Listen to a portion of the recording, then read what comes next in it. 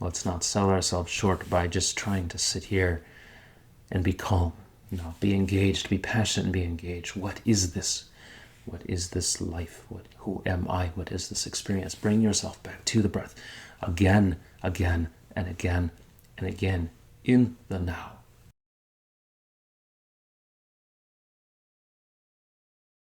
So remember that the point of Zen meditation is to start to bring stability to the mind, to start to bring clarity to the mind, and to start to slow down this mental activity so that we can finally see the mind for what it is. We can finally see the space of mind.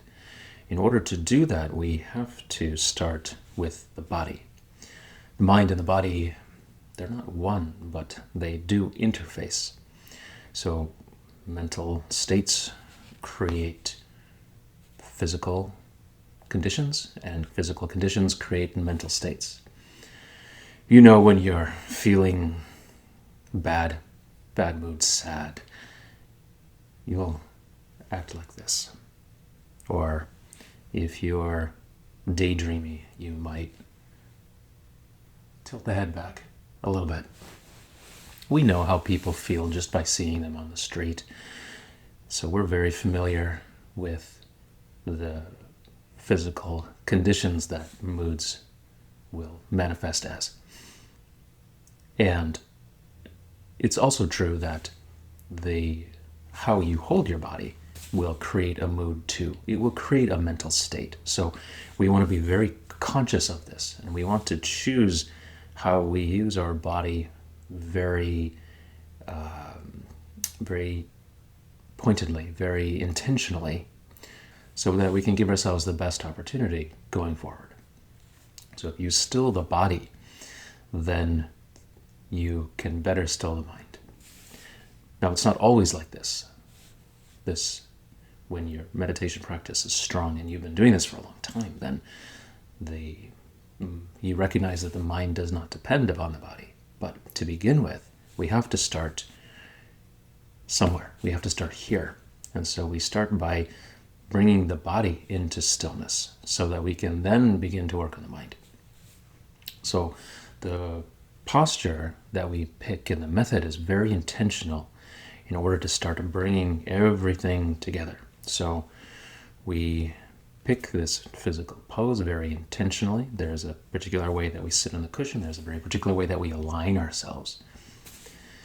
So, first of all, we sit on the cushion and we sit on the first third or the first half of the cushion.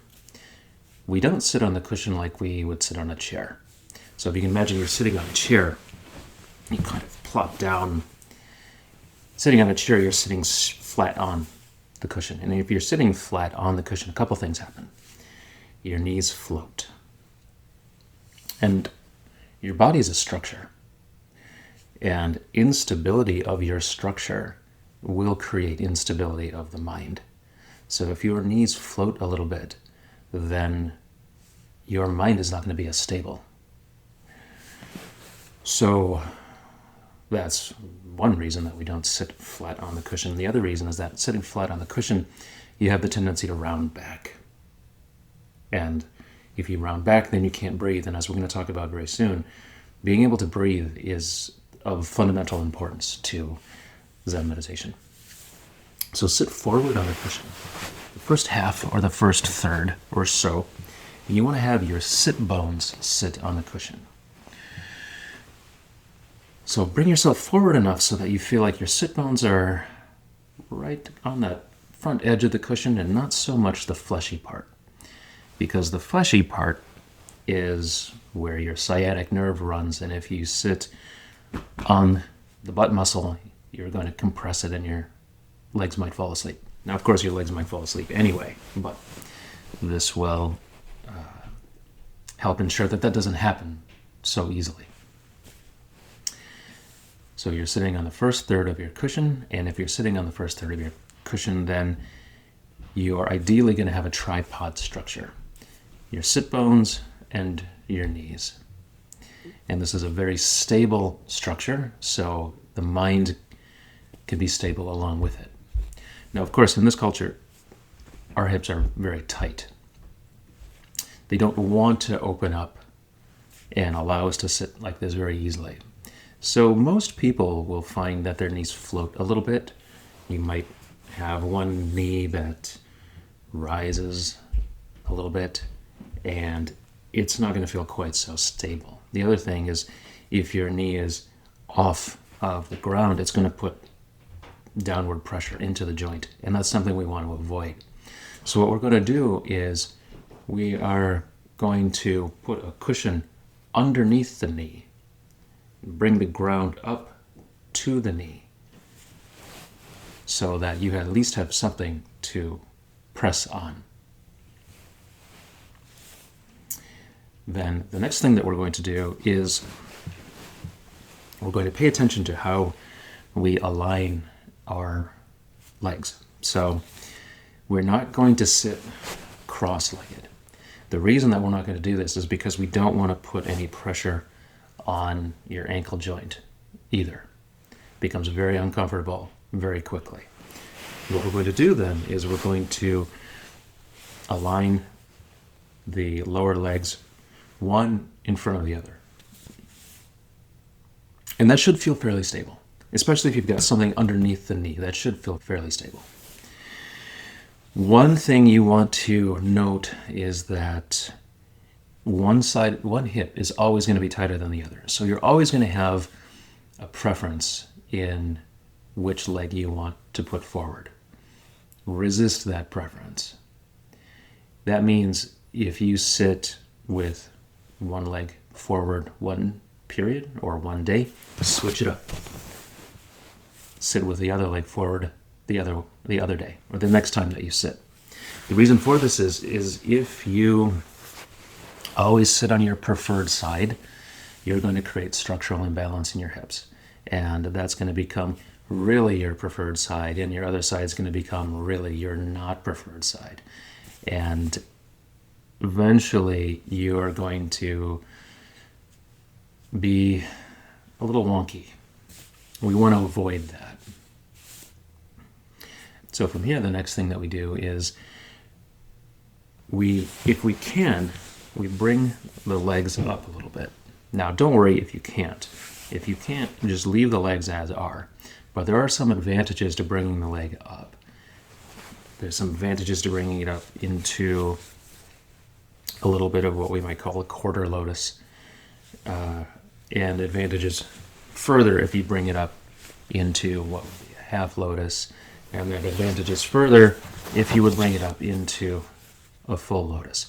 But none of this is anything that you need to do. I'm just pointing out that there are different reasons for it, and there are benefits to it.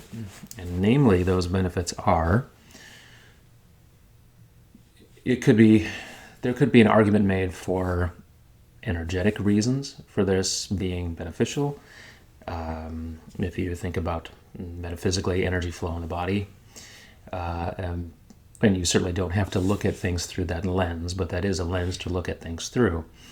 The other more immediate benefit is that the legs being up higher on the body dictates the rotation of your femur in the hip joint. And that's very important for what we're doing, because what we need to be doing is we need to be able to descend the diaphragm and get a nice belly breath. So we need to be able to descend the diaphragm and breathe as deeply as we can. And in order to be able to do that, our back has to be set up correctly. Your back has to be in a nice neutral, straight position. Of course, we know that if we are sitting slouching, we can't breathe. And what happens is we're forced to breathe from the chest. We can't breathe from the belly. Conversely, if we overcompensate and rotate forward in the hips, then we can't breathe from the belly either. And we have this this accentuated lower back rounding, and then you're forced to breathe from the chest as well. Neither of those are going to be effective ways to have a Zen meditation practice. the deepest, most stable qualities of, or conditions of mind are inextricably linked to being able to breathe from this part of the body. That quality of mind cannot exist without this breath center. And this breath center can help create that quality of mind. So that's why we pay attention to this. Of course, we know that from a Western medical point of view, this is parasympathetic breathing, this is sympathetic breathing, so we can approach it from that point of view as well. When we first sit down to practice, we are going to notice that it's really hard to breathe from here. We come in with all manner of holding patterns and ways that we're using our muscles in a suboptimal, constricted way. And when we first sit down and we actually try and breathe, we're going to be coming face to face with all of that. We're going to be meeting resistance, typically in the solar plexus area. That's fine. We just work through that. Just notice it. Notice it, be with it, and try and descend the breath in a relaxed fashion as deeply as you can. Just work on it, noticing your resistance. If you do it correctly, if you set your back up correctly, and you work at it over time, this starts to resolve on its own. This loosens, and then you're able to start breathing into the lower belly. There are some people that emphasize really forcibly trying to breathe into the lower abdomen from the get-go, and in order to have this kind of Zen quality of mind, this Zen clarity and focus. But we should be cautious of that, because that can create an obsession with the physical form. That can create an over-obsession of, am I doing this right? Am I breathing correctly? And one thing that you will notice the more that you practice is that quality of mind is breath. It's not separate. Therefore, as your mind settles and as your quality of mind deepens, your breath deepens as well. It happens simultaneously. So it's not as effective to hyper-focus on a particular part of the body, a particular way of breathing, and then hope that that's going to somehow create the quality of mind that you're looking for. That fixation is not going to create the quality of mind. Your passionate inquiry into the meditative process itself, your deepening and stilling mind, is what is going to create this condition and allow you to start breathing more deeply into the body. So when you first come to sit, just recognize that this is going to be at play. There's going to be tension. There's going to be a feeling like you can't access this area. That's okay. That's totally okay. We all start there. Just work with it.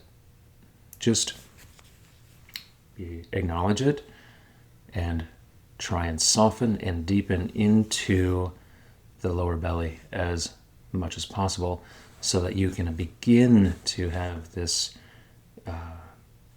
belly breathing breath. Another way to point out what exactly this belly breathing breath is, because oftentimes we don't know. Oftentimes we're not sure what muscles to engage. We're not sure what this feels like. So it helps to point this out, and we can do this by lying flat on the back and taking your cushion and putting it right on the belly. And what that would look like is you lie down and you put the cushion on your belly, and what you want to do is you want to raise the cushion with your belly. You should see the cushion raise. And with the exhale, it falls. With the inhale, it raises. And with the exhale, it falls. You shouldn't see the chest rise. The chest should be relatively stable. So inhaling and exhaling. This gives you very good biofeedback of what particular muscles you need to engage to be able to really push that cushion out.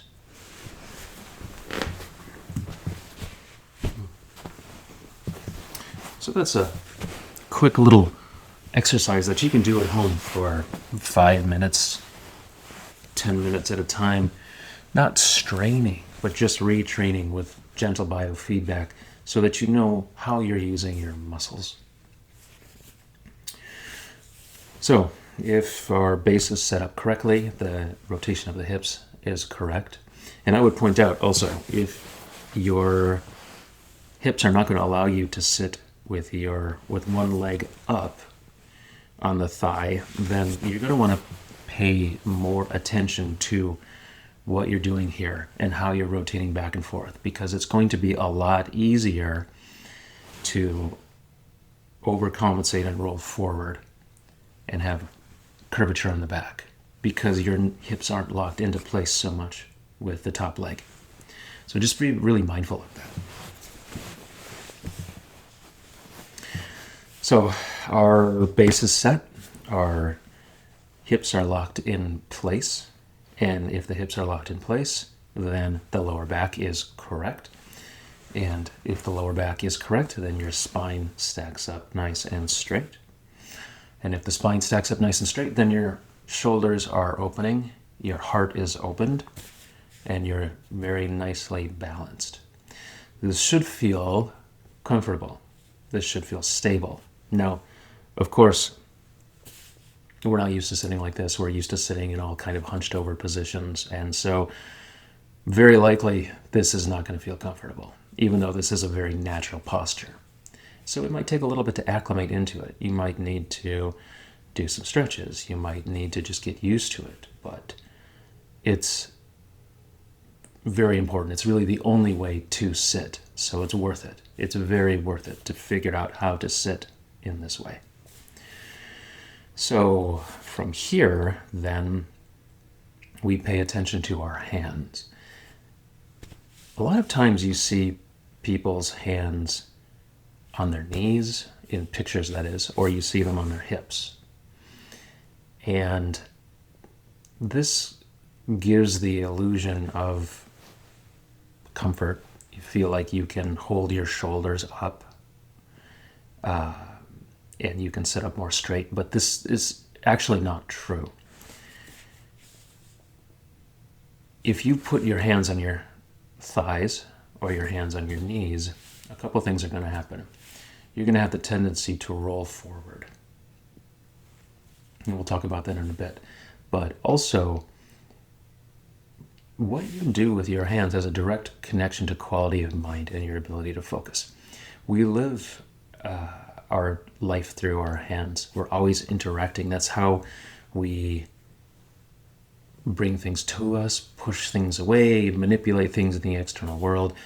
So where our hands go, our mind will follow. And if your hands are on your knees, then your mind is far less focused than if they are brought together. You can try this for yourself, sitting at home. If you're quiet, you're going to perceive your hands are on your knees. It's harder to bring the mind together. Your hands are together. Oh, for some reason, it's easier. Bringing your hands together, it somehow makes things easier. And this is intuitive. This is why we see different cultures using this all the time. This is what a bow is. This is coming together. So what we do with our hands is very important, and we bring them together in our meditation practice. There are a couple of ways that you can do this. The one that you will classically see is your left palm over right, the fingertip of the right middle finger touching the knuckle of the opposing middle finger on the left hand, and your palms are parallel to the floor. And your thumbs wrap to lightly touch. Your hands are just at the navel or just a little bit below. What you don't want to do is you don't want to bring it up really high and raise the shoulders. You also don't want to let it fall and drag the shoulders down. So it should feel natural. There should feel a natural distance here. What's very important about this is that this hand position, this mudra, dictates the rotation of the shoulders. If your palms are flat, if they're parallel to the floor, then the shoulder rotation is open. If your palms are creeping up somehow, then your shoulders are going to collapse. So it's very important that we pay attention to what your palms are doing. Your hands are leading the whole chain to the shoulder itself. And then the thumbs touching is a nice little indication of where your mind is, where your concentration is. If you are sleepy or daydreamy or just not paying attention, your thumbs might open a little bit. You might lose it. If you are straining too hard or you're in a little bit of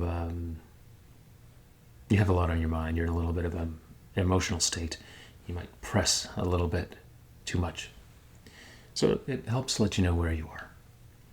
The other thing that's done is to have a loose right fist and grab it with your left and stick the thumb right in the middle.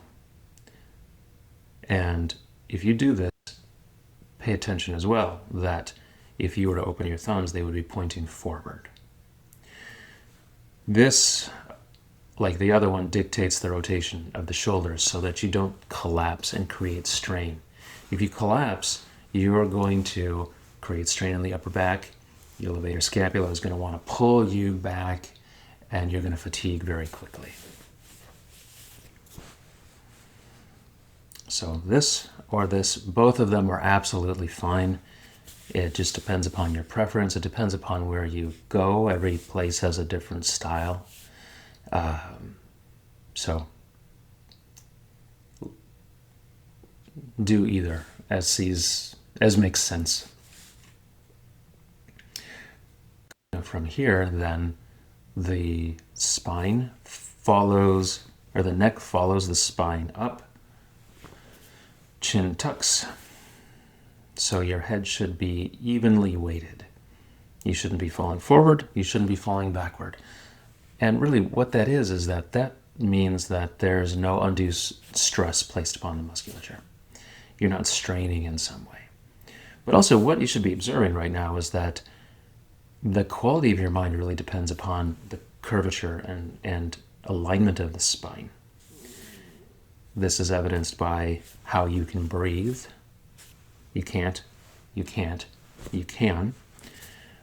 But also, it has an effect upon the mind in and of itself, that certain emotional states, certain mental states will manifest as this kind of action or this kind of action.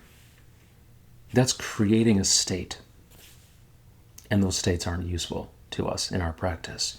We want a firm, balanced state that's not swaying towards one particular quality or another. So that is another reason why the head is straight.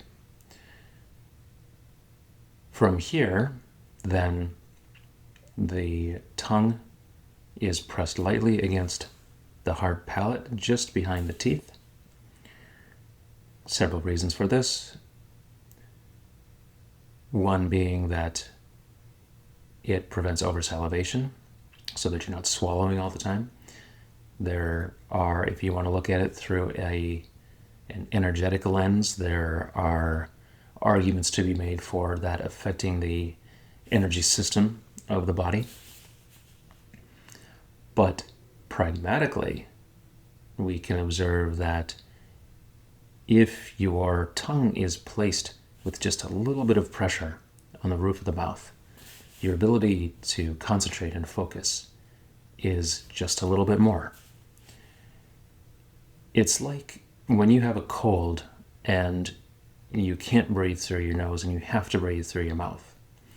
You know the quality of mind. You know you can't focus. So when you can breathe through the nose with the mouth closed, you're able to concentrate much better. When you put the tongue with a little bit of pressure on the hard palate, you can concentrate just a little bit more. And from here, the eyes are soft, and there are a number of ways just to describe this. You could say they are soft and unfocused, or you could say that you are engaging a peripheral vision. What it should feel like is you're not focused upon any particular point. Do you remember what we were trying to do is we were trying to challenge this mode of mind. And this mode of mind is the mode of mind of me versus you. This use of sight is the use of sight of me versus you. Me looking at something that I am analyzing. That usage of the visual field does not help us in our meditative practice.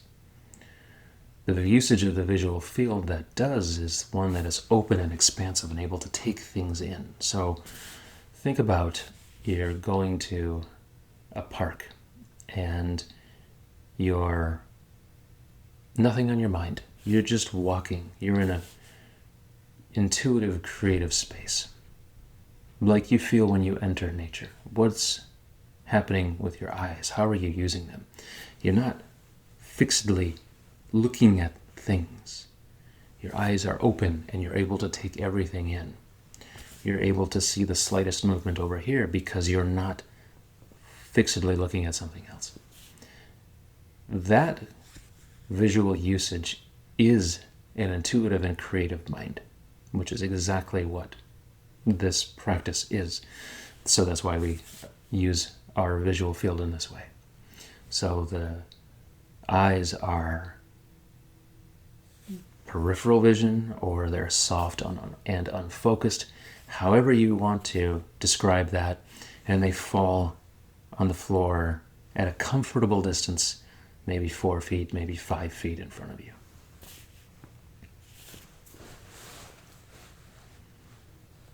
So that is your meditation posture.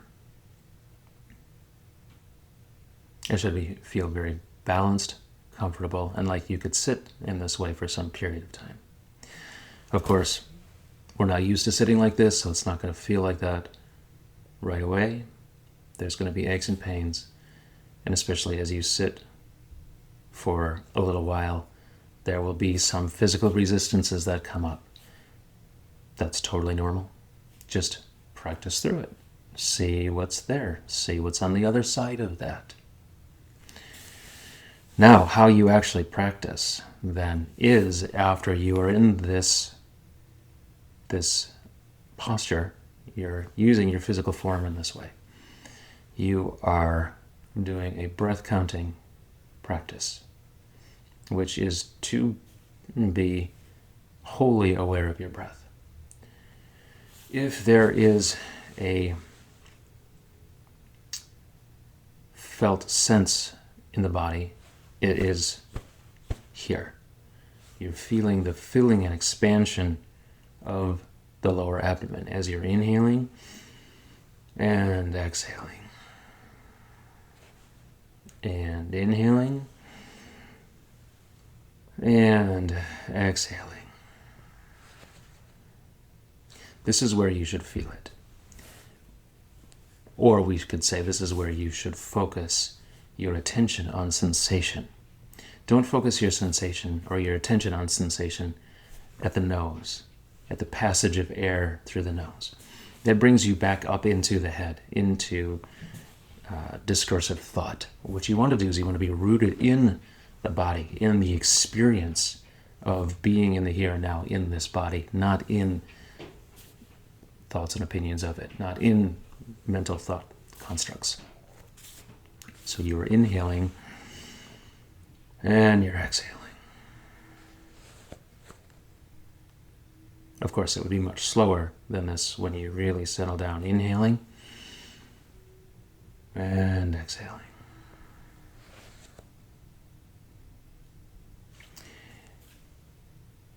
The intention is to not lose your connection with the breath. Of course, you'll experience that thoughts very quickly and easily arise. Something comes up in the mind and it wants to take you away. That is the habit and tendency that has been happening up until this point in time. That's fine. Just acknowledge that and bring the awareness back. Bring the awareness back to the breath. Even so, breath awareness practice is very difficult. That's why we add counting on top of it. It gives your mind just a little bit more to focus on so that it can cut through distractions a little bit more.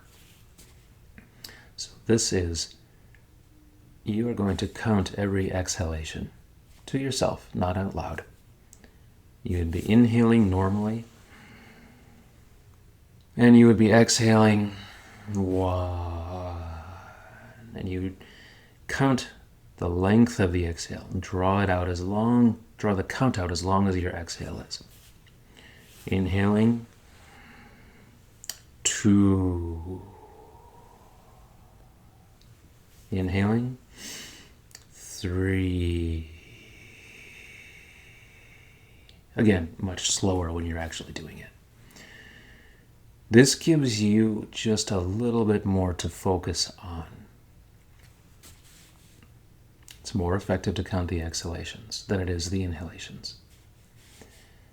And it's fatiguing to count both the inhalations and the exhalations. So the best practice is experientially exhalations only.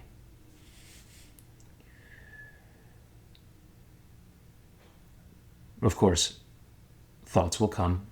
Things will be very distracting. You keep bringing your awareness and attention back to the breath again and again and again.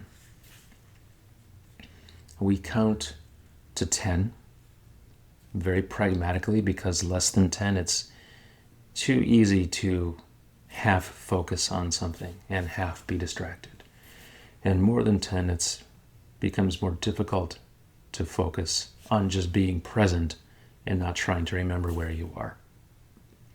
So as you're doing this practice, as something comes up, bring your mind back to the breath, the counting of the breath, again and again and again and again and again. If you lose count because you're distracted, bring the mind back. If you get to 10, start over. Always you're being in the moment, in the breath itself. Feel that you can let your thoughts go, that you can let your attachments go. You know the mind that follows these things out. It's what's been going on forever. You know what kind of mind that is. What kind of mind holds steady? What kind of mind can train itself to not do that? That's what we're curious about. That's what we're after. So bring the mind back again and again and again and again. And what you're doing is you're taking this condition of thoughts spinning around themselves, and by not following them out constantly, you're starting to slow them down. By bringing your attention and awareness back to now, back to the body, back to the breath, back to the method, you're bringing yourself back entirely into what is this now itself. This thought construct identity process starts to slow. Eventually, you'll experience, there's suddenly a space there. For a moment, there was no thought. More profound than that, because we all have thoughtless moments, but I was aware of it. And it was not even that there was no thought, there was no sense of anything there. So you begin to experience a very different quality of mind, a very open quality of mind, a mind filled with potential, a mind that is, if you were to call it anything, you would have to say it's very spacious, very clear. So that's beginning to see some fruition of meditation practice. Of course, that's not even the point of what this Zen meditation is, but we're starting to get someplace. We're starting to see transformation. And when you start to see that your mind is becoming more open and spacious, then you start to experience that all of the things that felt not spacious, all of the opinions and judgments and story, that doesn't quite feel real anymore. Doesn't feel like you need to believe it anymore. Maybe you could be something far more profound than those limiting self-beliefs. And that's when you start to see, oh, maybe there is actually something here. Maybe I can catch something. I can be excited about something. I can see myself start to transform. But it might take a little bit to get there, and so you have to buckle down and really try, really commit to having a practice of putting yourself back in again and again and again and again. So we have to engage this practice with some passion and some intensity. It's not enough just to sit here and try and calm your thoughts. For one thing, good luck. Your thoughts calm as a consequence of a practice you're doing. They don't calm because you're trying to calm them. But also, you have so much more potential than that. There is within you so much that is profound to realize. Let's not sell ourselves short. Let's not sell ourselves short by just trying to sit here and be calm. No, be engaged, be passionate and be engaged. What is this? What is this life? Who am I? What is this experience? Bring yourself back to the breath again, again, and again, and again in the now. What is this? And if you can do that, then you see, if you can sit through all of your crap and see what's on the other side of it, then you see your life truly transform. So for now, pick your posture. Understand your method, understand why it works, how it works. Know your reasons why. What do you need to know? What about yourself do you need to know? Are you willing to try it? And if you are, then do it.